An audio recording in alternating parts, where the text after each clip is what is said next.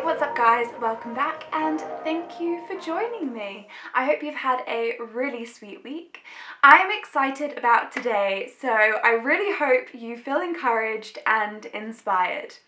I briefly touched on this in a 60-second video, but I wanted to chat a little more about it, so let's chat.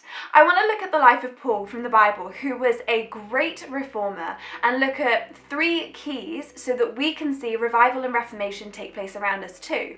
You know, when we look at some of the most historic moves of God, we can see a pattern emerging that can bring us encouragement and drive us to grow in such areas so that we too can bring reformation. So, looking at the life of the Apostle Paul reveals 3 key areas: faith, obedience, and endurance. And what I think is incredible in the life of Paul is the reformation that he brought. And it just began with an individual. You know, the potential of one flawed, passionate human is huge. And we can take encouragement from this and let it stir our hearts to step into what God is calling us to do, even if we don't feel like we're qualified. I know for me, there are so many areas in life where I have felt like I'm not good enough for the task ahead of me, or I felt incapable, I felt unqualified, or like someone else would do a better job. But I've been willing, and God isn't looking for perfection. He is looking for availability, a tender heart, and willingness. And I'm going to look a little further into the life of Paul to see what it looks like. Because if you are an individual that is in the Word, prays and loves God, paired with faith, obedience, and endurance, God can use you in life-transforming reformational ways. Hebrews 11:1 says, "Faith is the confidence that what we hope for will actually happen. It gives us assurance about things we cannot see." Faith is something that we need to grow in. Paul had to go on a journey to discover his faith and to recognize the importance of faith in everything that he did. He had a significant turning point that marked his life. For Paul, who was named Saul at the time, God met him on the road to Damascus, where he spoke very clearly to Paul about his actions, which we can see in Acts 9. This was a transformational moment that launched Paul into a life of being a faithful servant of God. And Paul trusted the word of God and had faith that what he said would happen. And Paul's faith in God drove him throughout his ministry, even when God seemed far away. And when we have faith in Christ and put our full confidence in Him, there is not anything that can hold us back from bringing change. You know, strengthening our faith and putting all our trust in God, like Paul did, gives us assurance that in every season, like it said, through every trial, God is good and He is faithful. Deuteronomy 11:1 says, "You must love the Lord your God and obey all His requirements, decrees, regulations, and commands." Simple obedience has marked history.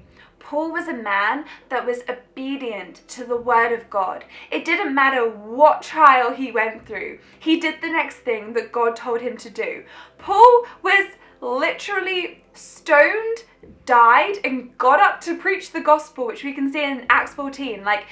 If Paul had stopped after one trial and didn't continue to walk in obedience, he would have missed the call that God had on his life to be a traveling missionary and plant multiple churches, and everyone who was influenced by Paul would have also missed out. Paul knew that he had a word of the Lord that was to be fulfilled so that he could bring reformation. And when we love God with all of our hearts, it is a joy for us to walk in simple obedience. And when faith is paired with the obedience, it gives us a long-term vision and hope for what God has in store for us and how He'll use us.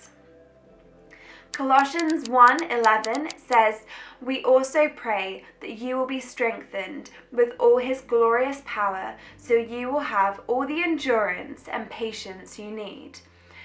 You know, one of the hardest things to do when you fall is to get back up.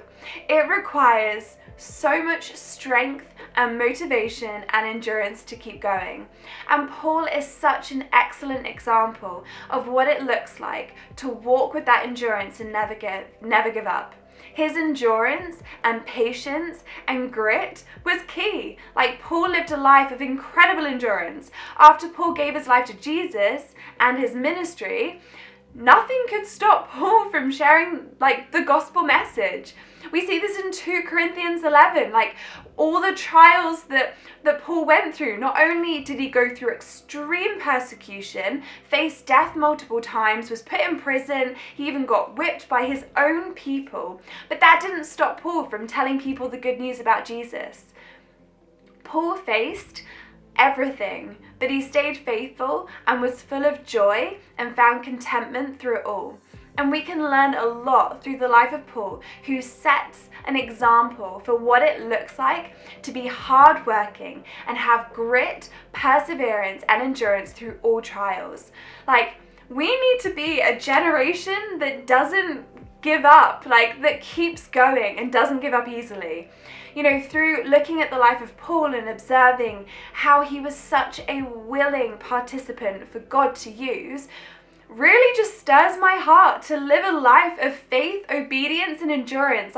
I want to be driven by the faithful promise of God that gives me hope and assurance, obediently listening to his voice, allowing him to guide my steps and be hardworking, receiving the strength of God, helping me to endure through it all.